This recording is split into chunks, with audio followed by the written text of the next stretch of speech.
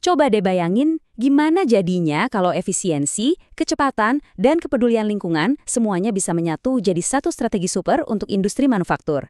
Nah, di pembahasan kali ini, kita bakal bongkar tuntas sebuah model baru yang sangat mungkin jadi jawaban atas krisis industri yang lagi kita hadapi sekarang.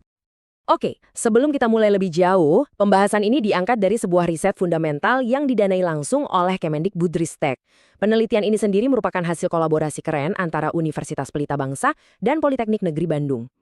Yuk, kita langsung aja lihat apa sih temuan mereka. Jadi, pertanyaan besarnya adalah, apa yang sebenarnya terjadi? Kenapa sih industri manufaktur Indonesia yang jadi tulang punggung ekonomi kita sekarang ini kayak lagi ada di persimpangan jalan yang krusial banget? Jawabannya ternyata adalah sebuah krisis. Dan ini bukan krisis biasa loh. Ini adalah ancaman 3 lapis yang menekan sektor manufaktur dari semua sisi. Dan ini bukan cuma teori. Lihat aja angkanya. Penurunan produksi rata-rata di sektor manufaktur otomotif itu sampai minus 46,5%, bayangin. Itu bukan cuma angka di kertas, itu warning sign yang nyala merah terang banget. Situasinya benar-benar genting. Penurunan ini juga bukan cuma soal rugi duit. Tekanannya datang dari 3 arah sekaligus. Sebuah konsep yang kita kenal sebagai triple bottom line yang sekarang ini, jujur aja, lagi mengubah total definisi sukses sebuah bisnis. Gampangnya gini, perusahaan zaman sekarang itu udah nggak bisa lagi cuma mikirin profit atau keuntungan. Mereka juga harus peduli sama people, yaitu masyarakat sekitar, dan punya tanggung jawab ke planet atau lingkungan kita. Keseimbangan antara 3 hal inilah yang jadi kunci keberlanjutan sejati. Terus, gimana dong cara ngadapin krisis 3 lapis yang rumit ini?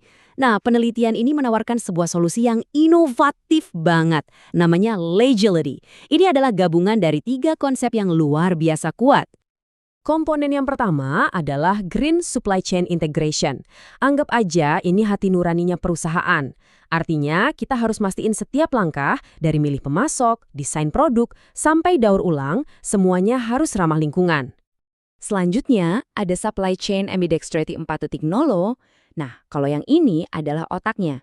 Dengan teknologi canggih kayak AI dan IoT, perusahaan bisa jadi super efisien dalam operasi sehari-hari, tapi di saat yang sama, mereka juga terus-menerus cari inovasi baru. Keren kan? Bisa melakukan 2 hal penting sekaligus.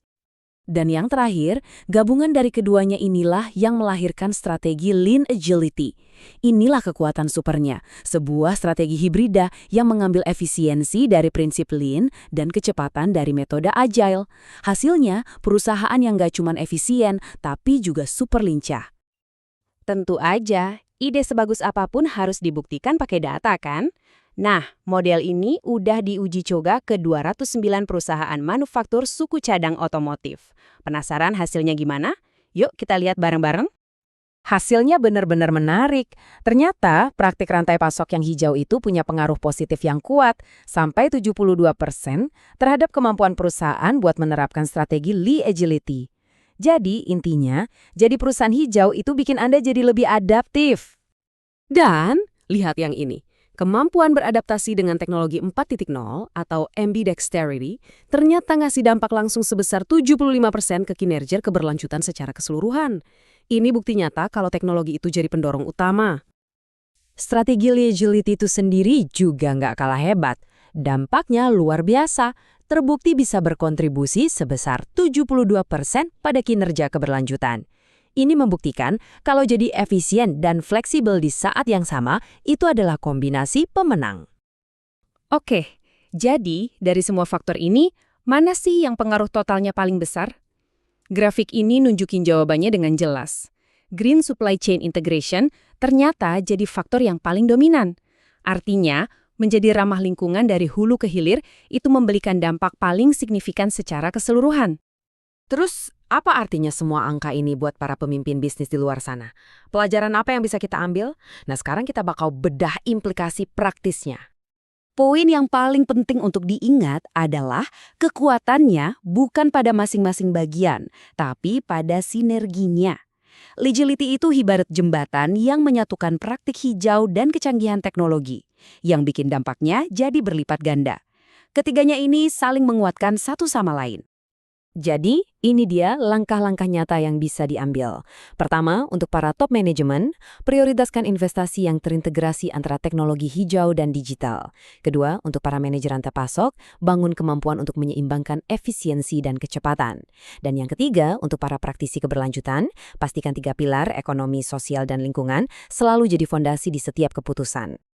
Semua temuan ini akhirnya mengerucut pada sebuah kontribusi teori yang baru, model LAP atau Agility Adaptation Performance. Ini bukan sekedar model loh, tapi sebuah kerangka kerja yang benar-benar baru untuk bisa meraih keunggulan kompetitif yang berkelanjutan di era sekarang. Sebagai penutup, mari kita coba berpikir lebih luas lagi. Kalau model ini terbukti berhasil di industri otomotif yang kompleks, mungkinkah model ini juga bisa merevolusi industri-industri penting lainnya di Indonesia, seperti elektronik atau tekstil? Nah, ini adalah pertanyaan besar dengan potensi yang sangat menjanjikan untuk masa depan industri kita.